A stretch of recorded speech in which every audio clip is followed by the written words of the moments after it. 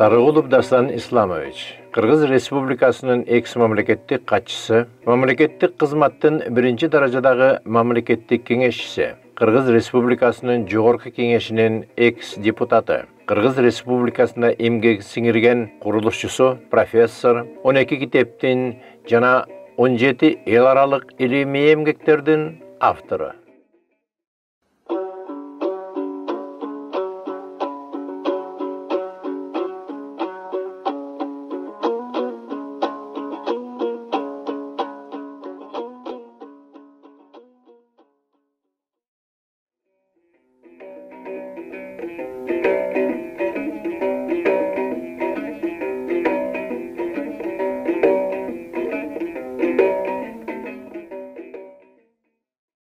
Endi biz ошол өткөндөгү жумадагы айткан кери токтогон жерибизден баштасак. Эмне үчүн биз арданабыз кыргыздын калпагын кийгенде? Мына мен Жусуп Мамай менен жолуктум. 2006-жылы Кытай бийлиги эл аралык илимий конференция өткөрдү Урумчида. Ошол жерде 12 мамлекеттен окумуштуулар чакырып, Кыргызстандан 35 адам чакырылды. Кайсы темада болду конференция? Манас эпосы. Ошондо бизден 35 адам чакырылыптыр. Жол киресин, жатакана, тамак ашын баары тигилер Кытай көтөрүп. Анан мен Пекинден келген ошо мансаптуу адамга суроо берип калдым. Кытайда 160 000 кыргыз жашайт. Кытай эли 1,5 миллиард. Эмне Манаска ушунча көңүл буруп, 18 миллион доллар бюджет менен конференция өткөрүп атасыз дебедимби? Эми башка иштери канчалардын баягы пантеондорду курганда. Анан Агиш айтып атпайбы? Биз дейт өз тарыхыбызды так билебиз дейт. Биздин доордон мурда кайсы падыша кайсы жылы төрөлүп, кайсы жылы көз өткөн, кай жерге коюлган, канча бала болгон бар жазылган дейт. Архивде. Бирок дейт, биз силерге окшоп дейт. Түпкү бабабызды дейт, дүйнөдө теңдешсиз эпос кыла алган жокпуз дейт. Анан кантип биз сизди сыйлабайбыз, эми кыргызды сыйлабайбыз дейт. Кантип дейт. Мен ошону уккандан кийин ойлодум, биз дегиле ким болуп калганбыз я? Анан ошондо Жусуп Мамайга жолуксам, анда мен Чепкен, Күрмө, Калпак, Кемеркур менен баргам. Кашкар шаарында алар тиги эменин күнбөз ошол жерде экен да. Махмуд Кашкары. Анан кийин барасызбы дегенде кантип барбайсың? Анан бардым да. Машинеден чыгып ошол жерге барганча көчөдө элдин баары токтоп, элдин баары суктанып, бу ким келди, кыргыз келди деп турбадыбы? Мен таң калдым, айланайын. Ушундай алар баалайт экен да кыргызды. Жусуп Мамай айтпадыбы? Менин калпакчан көрүп алып, кийимчен абдан ыраазы болуп, минтип айт. Канекей апабыз деди. Манас бабабыз 40 чоросуна ак калпак кийгизип атып, минтип айткан экен. Ак калпактын үстү ак мөңгүлүү ала тоонун элеси. Ак калпактын кыры ала тоону мекен кылып, ошол жерде байырлап жашаган кыргыз элинин белгиси. Экөө тең ыйык. Башыңардан кетпесин. Башыңардан кетсе, башыңар менен кошо кетсин деген экен. Мына кыргыз баш кийимди жерге койбойт. Баш кийимден аттабайт. Баш кийимди бирек бүлөгө бербейт. Баш кийимди дайымата өйдө коет. Жанагынын баарын биз унутканбыз. А бирок элде калган. Баш кийимди жерге койбо. Баш кийимди бирөөгө бербе. Баш кийимден аттаба. Баш кийимди өйдө бийик кой деген, туурабы? Себеби ак калпак ак мөңгүлүү ала тоо мекенибиздин туюндурат. Калпактын кыры ошону мекендеген кыргыз элин туюндурат.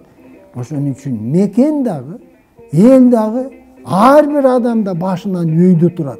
Эмне деген философия, эмне деген ой? Эмне үчүн биз бүгүн ак калпакты туш келди белек кылып бере беребиз? Эмне үчүн ак калпакты кийгенден арданабыз? Эмне үчүн жалаң жамандыкта гана биз кийебиз? Эмне деген тукулжуроо, эмне деген деградация, эмне деген сыйлабастык. Тиги жакта Далай-лама баш болуп, тиги король баш болуп, жанагы Сауд Арабиядагы жыйында бул эмнеден жасалат баш кийим дейт. Анан биз кийип көрсөк болобу, уруксатпы дейт. Аялдар кийеби деп абдан кызыгып сурап атат да. Анан мен айттым, бөлөк бирөөгө берилбейт дедим. Бөлөк бирөө кийилбейт. Кыргыздын өзүнө гана Өзүбүздүн мекенибиз, өзүбүздүн элибиздин белгиси, ыйыктыгы дедим да. Анан таң калып, сиз менен сүрөткө түшсөк болобу деп. Мына бөлөк элдер баалаган ак калпакты биз баалайбызбы бүгүн? Жок. Бул мындайча айтканда биз өзүбүздүн наркыбыздан биротолу баш тарттык дегенди туюндуруп атпайбы? Ошондуктан мындай катаклизмдер. Ошондуктан бүгүн эмне болуп атат? Балдар Балдар эмне зордук болуп атат? Кыздар зордукталып атат? Аял заттарга кандай акмак мамиле, айванчылык кылып атабыз? Биз качан токтотобуз ушунун баарын? Качан биз өзүбүздүн акылыбызга келебиз? Биз ушундай доор келди. Бүгүн биз эгерде мындай сурооду өзүбүзгө бербесек, ага жооп издебесек, биз жок болуу жолу менен кетип баратабыз. Мамлекетибиздин эң чоң маселеси ушул болуш керек. Мына 2006-жылы баш мыйзам кабыл алынат деп иш чара жүрдү да. Анан мен тиги почтаны карап отурсам, кат. Ардагер, орус, кемпир, Татьяна Журавкина. Киршолтто жашайт экен. Ошол жазыптыр. Силер азыр баш мыйзамды жаңы жазабыз деп атасыңар. Менин сунушум баш мыйзамдын башына минтип жазгыла. Кыргыз рухий дүйнөнү өлүк дүйнөнөн бийик койгон эл деп жазыптыр. Анан мен дароо таң алдым. Чакырып 2-3 күндөн кийин машина жиберип алдырдым. Окумуштуу киши экен өзү. Жок, ардагер экен, 70-ке келип калган бою кичекей орус кемпир экен. Бир жоолукка чоң китепти ороп алыптыр. Анан мен айттым, сиз эмне үчүн мындай кылып жазып атасыз? Сунуш кылып атасыз. Биз эмненин негизинде ошентип жазышыбыз керек. Бунун негизи кандай десем айтып атпайбы, жоолукту ачып. Биздин ыйык китепте дейт, минтип жазылган дейт. Адам зааты акыр замандан Манас элинин урпагы сактап калат деп биздин китепте жазылган дейт. Биздин китепте де Библияны Библияны айтып атат да. Анан айтып атат, силер билбейсиңер кимсиңер дейт. Адам заат бузулуп бир буту акыр заманга салаңдап калганда силерди жараткан бузулбасын деп кокту болотто обочорок алыс сактап келатат дейт. Дал ошондой учур келгенде кыргыздар адам зааты сактап каласыңар, ошон үчүн баш мыйзамыңарга жазгыла дейт жанагындай. Аны эч ким укпайт да. Жазбайт да. Кайбайбы. Бирок ошону орус бөлөк улутту баалап атпайбы? Кемпир айтып атат, кийин мен жанагы китепти сүрөткө тартып алган. Эми иш көп. Анан ал убакта катчымын да мен. Иш көп. Анан көңүл бурбай калыптырмын. Бир жылдан кийин митинг. Айтпаңыз, кетсин тигиби деп атат. Анан бир жылдан кийин бардым мен Киршолтто. Үйүн сатып Россияга көчүп кетип калыптыр. Ошо китепти тарта албай калдым да. Бирок карабайсызбы, бөлөк улутунун өкүлү кыргызга кандай баа берип атат? Бузулган адам заатка дейт, аралаштырбай, сизди обочорок кокту колотто ала тоодо сактап келатат жараткан дейт. Биз эмне үчүн ушундай сөздөрдөн жыйынтык чыгарбайбыз? Эң негизи маселе адам эки жашабайт. Эгерде эки жашаса, эми бул жолу эптеп-септеп өмүрүбүздү өткөрөбүз, кийин жакшылап жашайбыз деген ой келет эле да. Биз мына кыргыздардын улуулугу карабайсызбы? Жашоонун баары өмүр болбойт дейт кыргыз. Жашоонун баары өмүр болбойт дейт. Сен элиңе арналган күндөр ал өмүр болуп эсептелет дейт. Курсак кайгы менен жашаганың дейт, курсагын мал деле, торпок деле курсагын тойгузуп атпайбы дейт. Бирок сен торпок эмессиң деп чоңотамайтчы мага. Бул нартты качан биз сыйлайбыз, качан биз ушул нарт менен жашайбыз? Бүгүн мына жер аянтыбыз 198 000 чарчы километр. 93 дүйнө өлкөлөрүнөн чоң. Аянт боюнча. Элибиз болгон 6 миллион. Кытайдын бир чоң кыштагынын элиндей. Түшүнүңүзбү? Бангладеште 145 миллион калк жашайт. Аянты жарым Кыргызстандык. Японияда 2 Кыргызстандын аянты, бирок 148 миллион калк жашайт. Ичкен сууну да сырттан алып келет. Австралиядан алып келет экен. Ичкен сууну. Калган тиги темир кендерин айтпай эле коеюн. Эч нерсе жок. Bulardın jegeni bizdin jegenimiz kazık arta, çuçuk, beş parmak, bulardın jegeni balık, Deniz balık, karabaysızbı to'g'ri ya. Endi munogu bizdin ata babalarыбыздан жана падышалар тукуму деген сөзгө тиешелүү. Илимий эмес, жөнөкөй. Кыргыз бийлеген эмес. Муну бүт изилдөөчүлөр айтып атат. Кыргызда бий болгон эмес деп атат. Анын мааниси барбы? Мааниси чоң да. Мааниси чоң. Муну Радлов да жазат, Бартолд да жазат. Кыргызда бий жок. Болгон эле колдун бийи болот же, комуз ойноткондо. Анан шамандардын талма бийи бул диний бий, бул жаратканга таануу, бул жупташуу бий эмес. Бул эми психологиялык, философиялык мааниси бар. Жуп бөлөк бул. Бул жупташуу бий эмес, врачтын таанышы эмес. Туурабы? Себеби падышалар арданган бийлигинде. Падышаларга бийлөө бул өзүн сыйлабагандык болгон. Каада бузулгандык болгон. Кантип падыша солкулдап бийлейт, уят да. Мына Акталаада чоң комузчу болгон Кудай берген Манап деген. Мындан Карамолдо сабак алган. Чоң комузчу элге чыгып комуз черткен эмес, уят деп. Маскара пост да. Бул чоң маселе. Кантип эл башкарган адам комуз чертет элге чыгып. Кантип бийлейт. Бул өзүнчө изилдене турган феномен да бул. Бул Өзүнчө изилдене. Улуу чындык. Падышалардын алдында бөлөк букара элдер бийлеген. Эми тамакка келелик. Эмне үчүн биз эмне үчүн мына Кытай, Японго, Кореяга барсаңыз, алар тамашалайт. Сууда сүзгөн кеме, подводный лодканы гана биз жебейбиз дейт. Калганын баарын жейбиз дейт. Асманда учкан самолетту гана жебейбиз, калганын баарын жейбиз дейт. Туурабы? Бака жейт, жылан жейт. Туурабы? Курт кумурска жейт. Эмне үчүн? Себеби булардын тарыхында талай ачарчылык болгон. Жан сактап калуу үчүн булар ошолорду жеп, ошонун жолун тапкан. Биздин бабаларыбыз атам замандан бери элдерди башкарып, сүт, каймак, сары май, беш бармак, айран, казы, чучук, бозо, бирок эч качан курт кумурска, мына балыкты. Мен бала кезимде балык көп болчу. Жылкыларды бир жерден бир жерге көчүп айдап баратканда эле балыктардан үстүнө калкып чыгып калчу да. Анан биз жейлик десек чоң атам айтчу.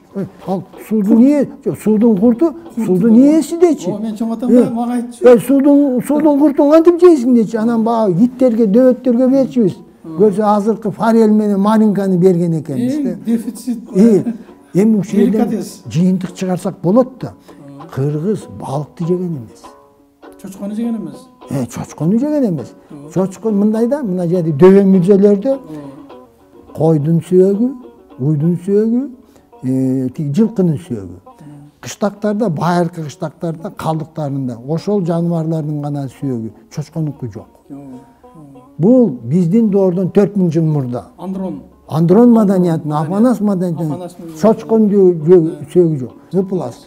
Жылкы кир сууну ичпейт, чөптүн тазасын жейт. Таза сууну ичет.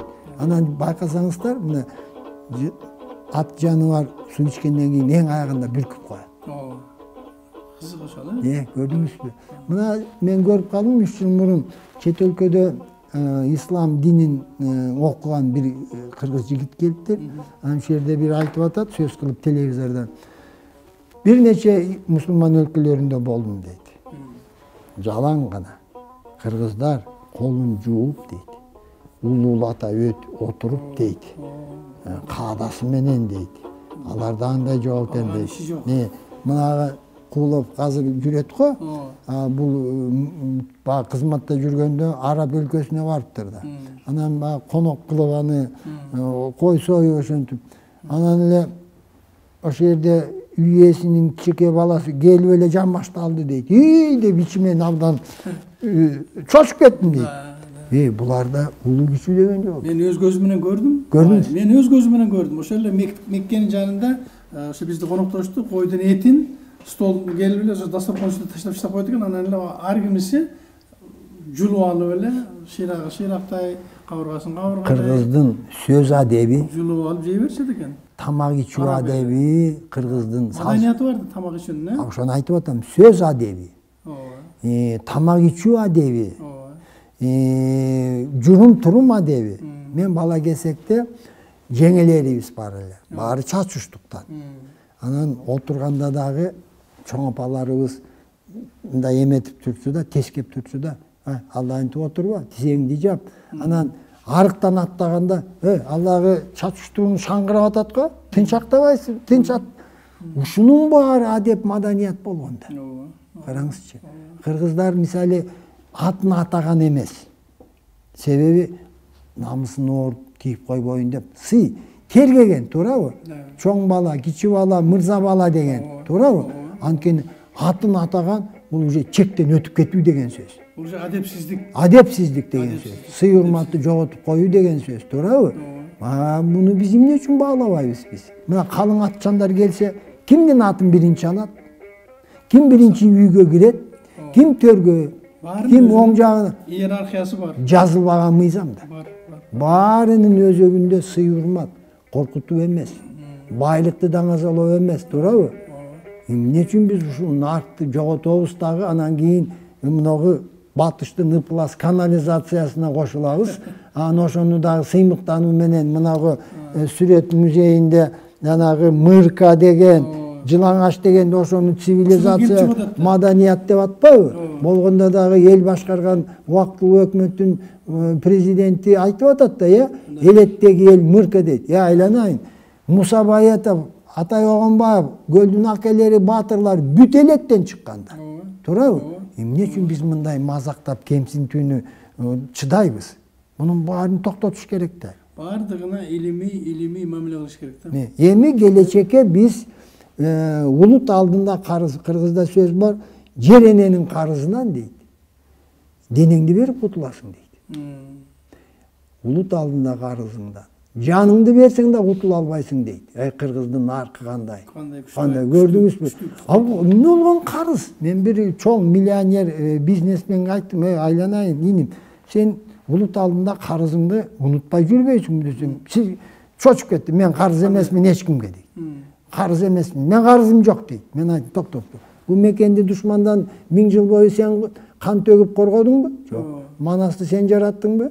Комузду сен жараттыңбы? Кылгыякты сен жараттың, кыргыздын наркын салтын сен жараттың. Жалпы кыргыз сактап келген. Кыргыздын дөөлөтүн, рухий казынасын кийинки муундарга өткөрүп берүү ар бир адамдын улут алдында карызы. Биз бул карызды ойлоп да койбойбуз. Биз карызды кайрып берүүдөн качабыз. Биз кыйынбы дейбиз. 2 аял алып, 3 там куруп, анан 5 машина жетсек, ошону менен биз кыйынбыз дейбиз. Жок, кыйынчылык андай эмес. Кыйын болсоң, улутка кызмат кыл, элге кызмат кыл, элдин батасын ал, элдин алкышына жеткин. Дебейбизби биз? Ата бабаларыбыз бизге калтырган мурас, бизге чакырык. Эң туура. Адам бол. Мына кыргыздын наркын караңызчы. Бала кезде сиз уктуңуз, мен уктум. Ой, качан адам болосуң дечи. Себеби кыргыз адам болчу деп. 5-4кө бөлгөн. Биринчи адам, анан кийин киши, анан кийин пенде, анан кийин айбан, анан макулук деп койгон. Бул макулук эмне кыласың теңелеп да? Өзгөчө категориялар десеңиз. Болгондо муну кыргыздын наркы болгондо. Бул айбанга теңелбе дегенде. Андан кийинки макулук. Анан кийин макулук. Анан кийин пенде же, пенде кылат да, пендечилик деп койгон. Бир киши жүрөт деп эмне кыласың деп койгон. Атиги адам дегенде. Адам Ева деген сөз. Көрдүңөрбү, адам деген каяктан башталат? Көрдүңүзбү маселе? Сакралдык түшүнүктөр. Бирок кыргыз ошентип айтканда, адам бол дегенде. Бизде бүгүн азыр караңызчы, эл байлыгын уурдап, жеп тоноп, коррупция менен миллиард сомдорду уурдап коюп атат, туурабы? Булар адам. Кыргыздын наркы менен бул айбан дейт. Айбан дейт. Анан дагы эле бир кадам калды, макулук айланган. Бирок ошолор абдан өзүн баалуу сезип атпайбы? Мына чиренип, жанагы жол тандабастар демип жүрөт, туурабы? Кыргызды мазактап жүрөт. Мен элитамын деп жүрөт, жанагы бети табактай болгон кээ бир адамдар. Жогорку кеңеште отуруп. Мен билбейм, биз элитабыз дейт. Ошолор элита болобу? Элита бизде мына Көлдүн акелери. Туурабы? Калыгул, Арстанбек Калыгул жеңи жок. Buyakta Baatırları, Cahil Baatır, Jamankara Baatır, Taylak Baatır, Berdike Baatır. Mına canın, kanın, elden, mekenden ayabay tölüp kelgen, ömürün bergen. Mına elite de uşunu aytış керек. Dastan İslamovich, menin nevrem 2-kursda okuydu. Bana bir soru verdi. Ata deydi, көп elder жоқ болып кетіптір. Biz Kırgız deydi, qancha yıldan beri kichkineke olsa da saqlap қалдық deydi. Azırkı budan bұрынғы 5 seriyada айтып отырғандарыңыздың бардығының топтамы келіп, ушул пикирди чыгарсак болот да, Туура. Мен балама ушуну айттым да. Анткени башка элдерден айырмаланган биздин салтыбыз бар. Биздин философиябыз бар. Биздин жашоо өзүнчө эле бир мыйзамдарыбыз бар. Ошон үчүн ошол нерселерди жоготуп келген канча миллиондогон калк бар этностор жок болуп кетти да. Туура. Мына Кыргыздын наркын бир байкасаңыз болот. Дума падышалык Россияда. Радзянка спикер болгон учурда Керенскийлердин доорунда Түркистан крайынан 5 депутат болгон экен. Ошонун бирөө Чыныке би. Анан барып Санкт-Петербургтан барып Думанын жыйынына катышат, келет. Анан кийин жайлоого чыгып эс алат жолдон. Анан жайлоого казактын дагы аттуу баштылары чыгат да. Анан ошол жерде керди эмне сөз болду, ак падыша эмне кылып атат деген сөз аягында айтат. Канча балаңыз бар дейт. Ал айылда жайлоодо Чыныке бидин 4 баласы, 4-өө үйлөнгөн, жайлоодо жүрөт айылда.